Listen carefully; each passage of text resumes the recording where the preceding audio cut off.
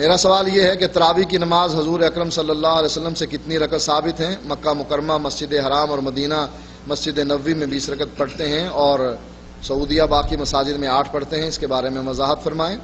اللہ کے نبی کی جو تراویح کی نماز ہے وہ تو 8 رکعت ہیں، جیسا کہ بخاری میں موجود ہے کہ ما کان یزید فی رمضان ولا فی غیرہ، کہ حضرت محمد صلی اللہ علیہ وسلم، حضرت عائشہ اس کو بیان کرتی ہیں، پوچھنے والا پوچھتا ہے کہ آپ رمضان میں کتنی نماز پڑھا کرتے تھے، کتنی رکعت رات کو؟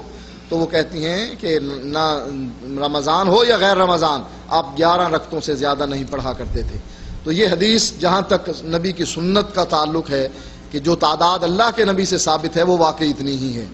مکے میں اور مسجد نبوی میں جو یہ کہا جاتا ہے 20 رکعت پڑھتے ہیں، یہ بھی صحیح نہیں، اس لیے کہ آخری عشرے میں 33 رکعت پڑھی جاتی ہیں، 20 پہلے اور 13 بعد میں، اس رات میں 33 پڑھی جاتی ہیں آخری عشرے میں، لہٰذا یہ 20 کا عدد جو کر دینا کہ بس 20 ہی ہیں، نہ ایک کم نہ زیادہ، یہ بھی صحیح نہیں۔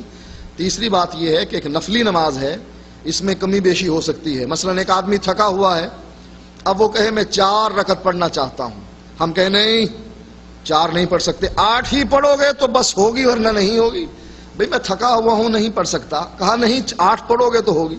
بھئی جب 8 والے کو اجازت ہے کہ 4 پڑھ کر ریسٹ کر لے، سو جائے، کیونکہ اللہ کے نبی نے فرمایا کہ نماز نیند کی حالت میں نہیں ہوتی کہ اونگ آ رہی ہے، سو رہا ہے اور نماز بھی پڑھ رہا ہے، پتہ نہیں دعا مانگ رہا ہے کہ اپنے لیے بد دعا مانگ رہا ہے۔ لہٰذا جب 8 رکعت کی بجائے 4 رکعت تھکاوٹ میں انسان کر سکتا ہے، ثابت ہوا اس میں کمی ہو سکتی ہے۔ اسی طرح ایک آدمی کہتا ہے کہ میں زیادہ پڑھوں، نفلی نماز ہے، اس میں زیادہ بھی پڑھی جا سکتی ہے۔ ہاں جو آدمی یہ اعتراض کرتا ہے چلیں وہ 20 ہی پڑھے، لیکن پڑھے اس طریقے سے جس طرح مکے اور مدینے میں پڑھی جاتی ہے، ہمیں کوئی اعتراض نہیں۔ رفع الیدین کرے، سینے پر ہاتھ باندھے اور آمین کہے، سورۃ فاتحہ پڑھے، تورک کرے، یہ تمام چیزیں کرے، نماز کا طریقہ وہ اختیار کرے، 20 پڑھ لے، ہمیں بھی کوئی اعتراض نہیں انشاءاللہ۔